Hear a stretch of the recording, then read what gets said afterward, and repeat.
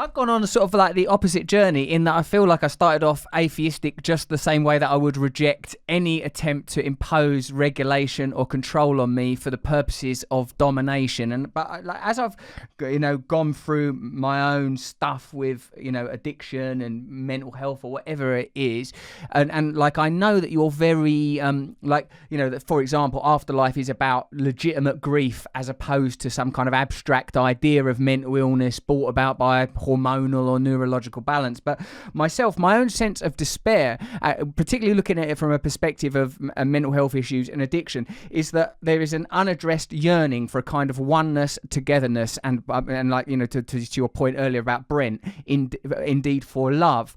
And when like you talk about that sense of awe of like the appreciation of an animal, the love of an animal, and the sort of regard and gratitude for having an animal love you and care for you, or the beauty of nature, or the deep beauty of the cosmos, what I feel like, and my own appreciation, understanding, stroke belief in God is that there is a kind of, in the love of it, in the awareness of rightness itself, there is an indication that there is such a thing as rightness. Not that any one particular group or ideology has unique, particular and special access to it, and I really firmly, deeply believe that spirituality is for me, not for me to tell other people, boy, I don't reckon you should be gay, or I don't reckon you should be allowed to do it. Like, I feel like I do my shit. In the Bible it says you should pray secretly.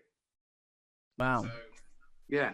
Yeah, like there is something sort of deeply private about it. But I also think, Ricky, that there is a social consequence to I don't necessarily want to say atheism, because I completely agree with your point that there's good and bad, in like beyond those kind of limited taxonomies. But like I do feel like when people think there's no purpose or meaning, that and that needn't necessarily be just because of a belief in God, that it creates cultures that are oddly materialistic, nihilistic. And I feel like in the last 20 years we're seeing more and more worship of self, worship of individual. Of course, there's a new narcissism, of course, and I don't know why. I think social media is partly to blame.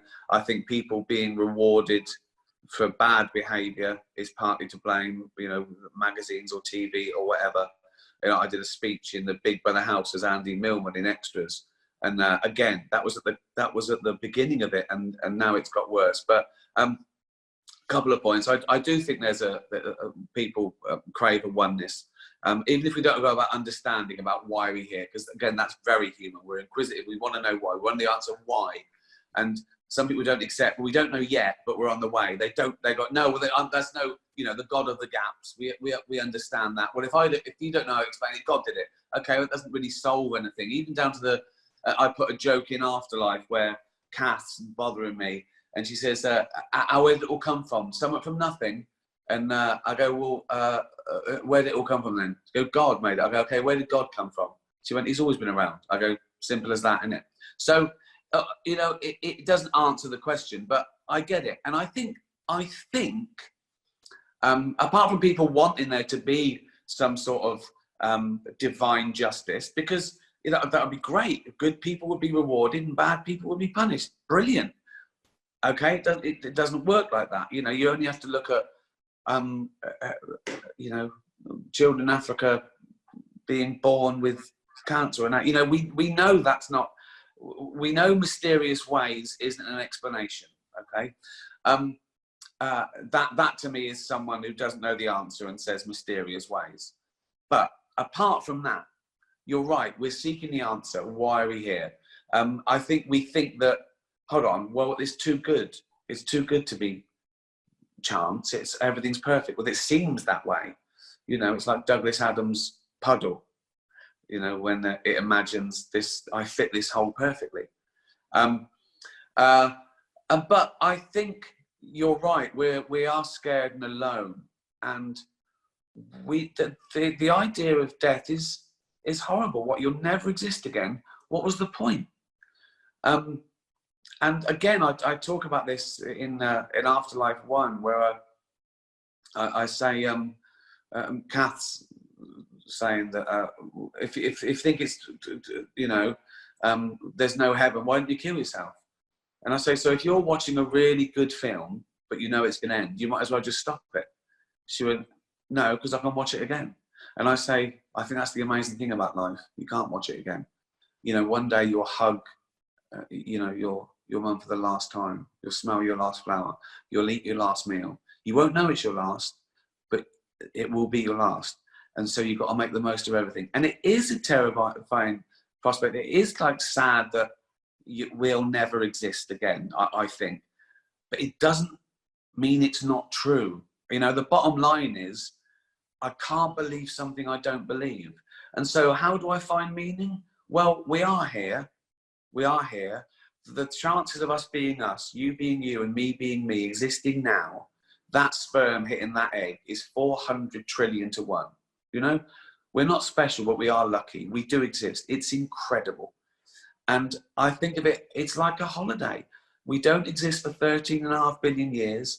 Then we explode into this mass, this electronic blob of thought, introspection, love, hate, fear, beauty, horror for 80, 90, 100 years if we're lucky. Then we die and we never exist again. We return, our atoms return, and it carries on, right? And that's not scary, because I think people are scared of death because they don't know what's beyond. And someone said to me, well, what do you think it feels like when you die?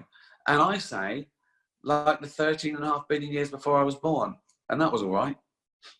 So, but the big thing is injecting meaning. I think you're totally right. When you start thinking about it, why are we here? Well, I mean, not even the how, but why? Well, to live your life to the fullest and not hurt anyone, to leave the world in a better place than it was when you came into it, to experience everything, all the reasons, all the obvious reasons, you know, love, wine, dogs, learning, all these great things that you can do every minute of every day that you're alive. And then you check out, you go, I'm done, thanks. And it's done, and it's beautiful. It's fucking beautiful. It is beautiful. But I was struck when you said that by a few things. One is like the sort of like the injection of meaning, as in, you know, like meaning would have to be imported externally, fabricated somehow, invented. Whereas I think on some level I feel that that meaning is inhered, and that the meaning is in the kind of zeal that you have when you describe the things that give you love, pleasure, you know, connection, whether it's wine or dogs or whatever. I've had like some experiences like through meditation, and when I took drugs too young, and now I'm not allowed to do ayahuasca or LSD or them things that I would definitely be doing if I wasn't in recovery. But I had like the sort of these experiences that were a kind of, I would say, a sort of an evaporation of self and yet a continued awareness. I know that my consciousness is connected to my biology, but I have a sense somewhat derived from the sort of the fact that, you know, you can't trace how you know, mechanical parts ever become conscious, that consciousness may be elemental somehow.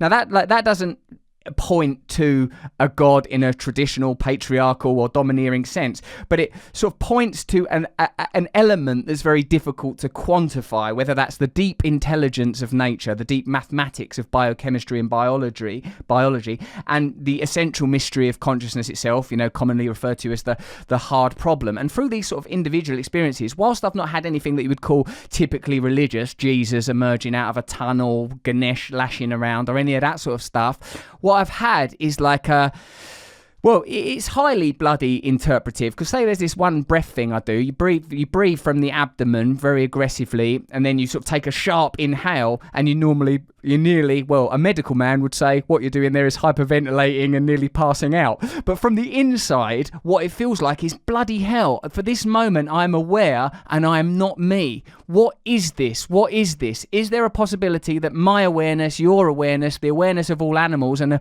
an awareness that's impossible to greed is somehow present in all nature, in all matter. And if that's true, then there's a kind of a genuine cohesion and togetherness between all of the beings of the earth and beyond. And those people that can't actually enjoy the lives that we are privileged to have, of the red wine or the dogs or whatever, like, I'm not saying that's some sort of comfort to them, but in fact those of us that are in privileged position might feel newly incentivized to work towards a different kind of society and system that is more reflective of those values. Now, that doesn't necessarily require monotheism, pantheism, or any of those things, but it is somewhat underwritten by a kind of a sameness and a oneness, and how that might relate to justice. And also there is a sort of a personal experience of mystery in it. I wonder what you feel about that, and if you're curious about psychedelics and that and altered states and that.